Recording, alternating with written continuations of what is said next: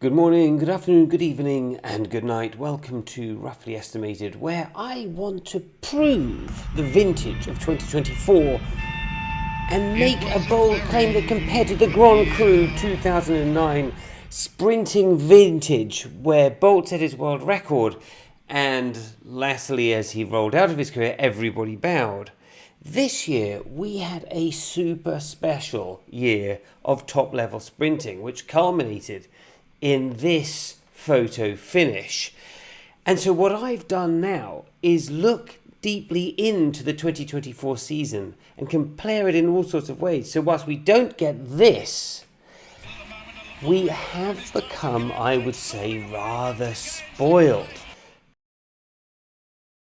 For me, if you want to know what I think, I'll show you something. So here's a look season by season of those seasons with 9/8 or better runs in them. You can see the 1987 total was obviously just Ben Johnson, and we then rate the wine. This was a modest vintage dominated by the bold and controversial Ben Johnson. The wine offers a singular note of 983, hinting at the tumultuous years to come. Not for the faint of heart.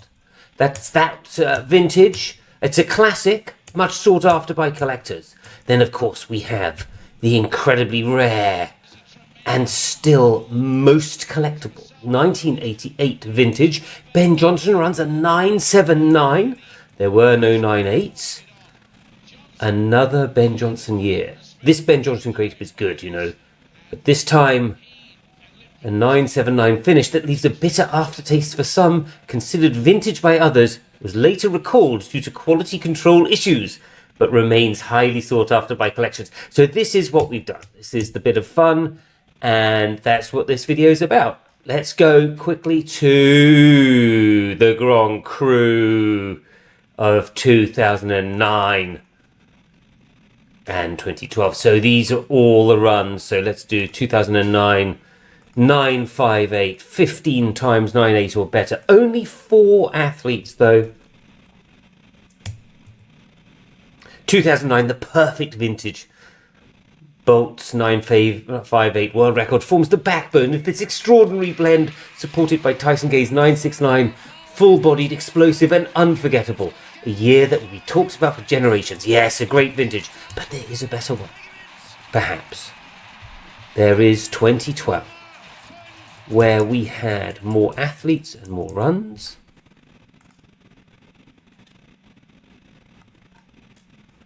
And we get this vintage quality.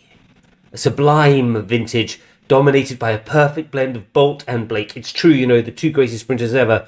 The Bolt grape provides the backbone with its explosive 963 notes, offering unparalleled power and longevity. The Blake variety contributes a series of intense 96 to 975 flavors, adding depth and complexity. Hints of Gatlin and a spicy, controversial edge, while touches of Gay and Bailey bring a classic American character to round out this unforgettable cuvée. So there we go. But then we have, look, 2017, the type of wine ideal for regifting to your mother-in-law, a transitional year lacking in standout performances. In fact, only one run and one athlete. And that athlete was Christian Coleman. But the point of this video is this vintage year 2024. We had the most unique athletes tying with a couple of years before, and we had a nice low time, not quite as low as 2021. We're going to have to compare these two vintages. Let's do that now. 2021, a surprising Olympic blend led by the previously underappreciated Jacobs variety. This Italian grape burst onto the scene with golden 9.8 notes, supported by the robust American curly and the smooth Canadian de Grasse. Hints of the exotic Su Bingtian add to the unexpected but delightful Asian flair. The Bromel grape, despite its early promise, fails to fully ripen in this vintage. And then we also get, let's go to 2024, an eclectic mixture by the now mature Lyles offering consistent excellence with 979 to 985 notes. The explosive Thompson variety providing a thrilling 977 to 982 bursts, while the famously smooth Seville adds 981 to 983 undertones that linger on the palate. The ever-present Simbini gives comfort and brilliance to this vintage. Its 9.82 to 9.87 notes providing a reliable backbone. Curly and Bednarik contribute classic American character, while Toboho hints at the potential of African grapes in future blends. There you go. This was a vintage year. Let's look at the best races.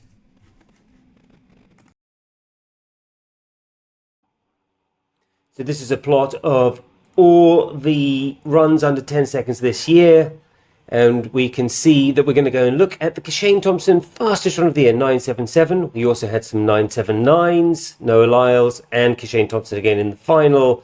Ferdinand Omanyala peaking too early, sadly. We're also going to see on this run, this was Kashane Thompson at the Jamaican trials. We also, if we just filter it down to the Paris finalists, we're also going to see Oblique Seville running a superb time in this race. Who posted on social media a couple of days ago that he was ready. Kashane Thompson came into this season 985. First sub 10 was last year at 991 at these national championships. Got a silver at the Diamond League meet in Xiamen, China, where he ran his personal best 985. Last night he ran 982 in the semis, 984 for Kashane Thompson in the semis. This is the 100-meter finals. His 100-meter final. Set Up. Seville and Thompson got away like rockets. Seville looks imperious. Thompson looks imperious and commanding as well. Kashane Thompson steps to the floor and gets there. 9.73. Oh, goodness gracious me. It's a new stadium record. New world leading. Absolutely stunning. 9:77 the official time. It is still a new world leading, a massive new personal. Again sends an ominous message. This man is on fire. Trying to reining Oblique Seville and strong.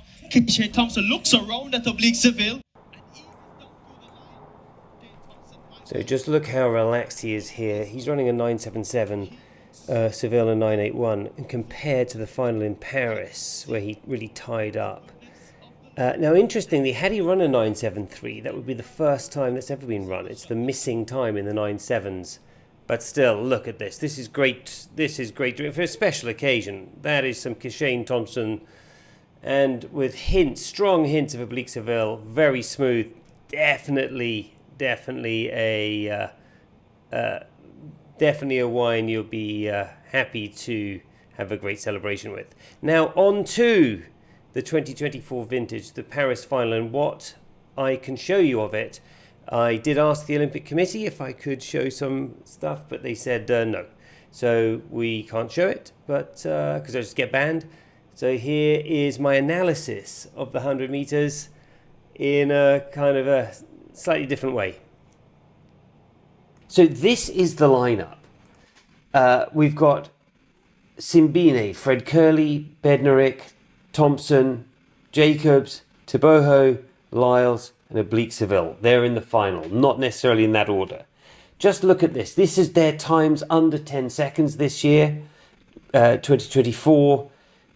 Simbine running several 9.8 times. Curley running several 9.8 times. Bednarik running in the 9.8. Kashane Thompson dipping into the 9.7s on two occasions, and on one occasion having a 9.8,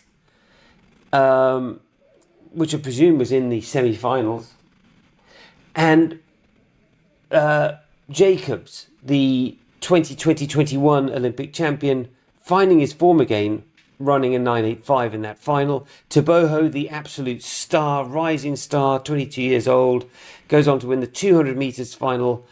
Runs a 9.86 in this race, but had run a 9.88, had run a 9.91. Lyles, of course, stellar standout year. He sets his personal best 9.79 in this final, but prior to that, He won the American trials, the Olympic trials, 9.81, beating out Curly, beating out Christian Coleman, who didn't qualify. He had run in the 9.8s. He didn't qualify for the US team. Ran 9.83, and then oblique Seville. Seville ran a 9.83, losing to Shane Thompson's 9.77 at the Jamaican trials. In this final, he runs a 9.91, but he's barely running at the end because he knew he was run out of it. So this is a look at the quality that's in that final. And I think it's very important that we understand just how rare it is to even run under 10 seconds in 100 meters. This is how rare it is. To run under 10 seconds, it's been done by 202 athletes, and it's been done just over 1,000 times. The number of athletes who've run under 10 seconds 3 times or more is just 91 athletes. Athletes who've done 9.8 or better, 53 athletes have done that, and I've just shown you 8 of them in that one final. And people who've done that multiple times, and again, that accounts for all 8 in this final, only 35 athletes have ever run 9.8 or better more than 2 times. 9.7s, we've got Fred Curley, he ran 3 of them back to back in 2021. Only 14 athletes have ever run in the 9.7s or better. It's actually 15 because I don't have Tim Montgomery in this database for that particular run. And in the 9.6s, as you know, and you should go and watch my video, only 3 have ever done that. So we are talking about the most rarefied stuff you can possibly imagine in terms of 100-meter running. So right there, we've got an amazing year on our hands, because in this one race, which I'm going to show you now, of course I can't show you the real thing because unfortunately the Olympic Committee, they don't allow it, but I've got my roughly estimated version of this, the vintage to accompany Bolt. This is the lineup that we just spoke about, and you just saw the context of their seasons. So here we are, welcome to the roughly estimated wine tasting 2024 100 meters Olympic final, where we're going to see how it stacks up with the famous Bolt vintage of 2009. Bolt and Blake vintage 2012, well, as I said. So here's the lineup. Here are the grapes. These are some of the strongest grapes we've ever seen in history, all in one line. All of these men have run 9.8s or better. They all feature in that very selective set. And they've done it multiple times, even more selective set, and several have done 9.7s, and they've done 9.7s on several occasions. So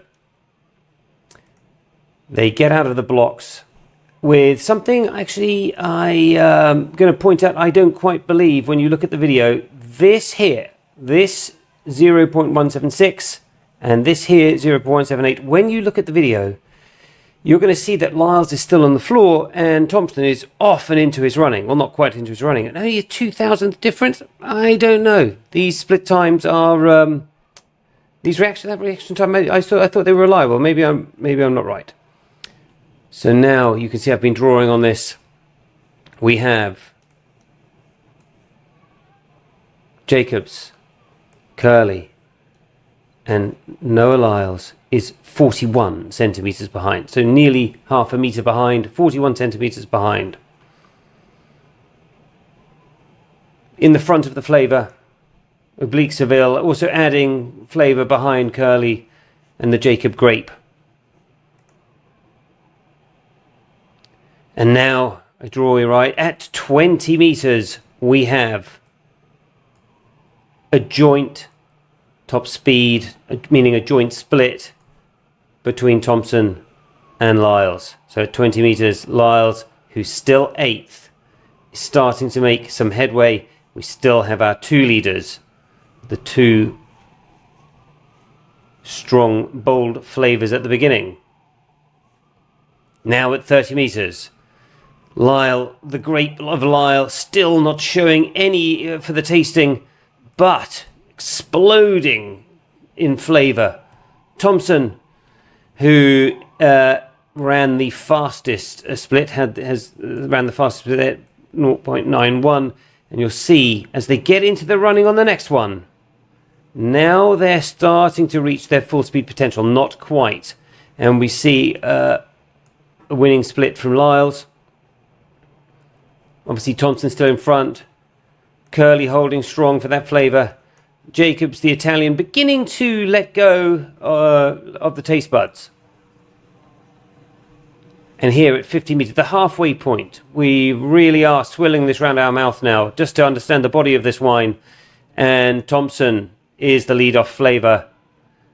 Notes of Lyles are starting to come in. The Jacobs is fading a bit, but seems to remain steady for a while. Bleak Seville, very smooth, but just doesn't last in this particular vintage. And obviously the ever-present quality of Bednarik just in the background. And Taboho, who we know is a great grape for the future. So at 60 metres, the flavour still dominated by Thompson, but now we're getting strong hints of Lyles. And Curly remaining strong. Bednarik at the back now, but still an amazing athlete. And Seville beginning to fade more strongly than you might like for the perfect vintage. Now we can start to sort out who might be the medalists. We've got Thompson. They've got 30 metres left. Now, something I do want to quickly go back and point out. That these, from here, from 60 metres, watch Lyles. 0.83 world-class split time. Matched actually by Curly there. 0.82 world class. Only Bolt has run faster splits. I don't believe this split. That's another detail for another day. 0.83. I mean, this grape is really beginning to surprise now, and up into second place in terms of the strength of flavour detection. Great nose. Jacobs, that grape fading badly, but will come in for the finish. And Bleak Seville is definitely heading in the wrong direction down the track on this one. At 90 metres. Gold, silver and bronze. Thompson, Lyles and Curly. Lyles has come from half a metre behind, and now he is in second place. And he is roughly estimated. Nice thick red line for inaccuracy. He's 10 centimetres behind. And at the line, the clock showing 9.7. 5,000th of a second in it. Lyle, who's come all the way from behind, won the split war and just edges out Kishane Thompson in this fabulous, deep and famous wine for the ages. The only grape that didn't quite come to the flavour was a Bleak Seville. Just faded a bit too much for taste, but maybe next year. Maybe next year. So next year, we're hoping for a 9.6. We're hoping for more athletes to do this. And we're hoping for a vintage that will really begin to challenge the Bolt, Blake, Gay, Asifa vintages of old. So there we go. That was the roughly estimated 100 metres as a wine vintage. Thank you. It was a very good year. It was a very good year.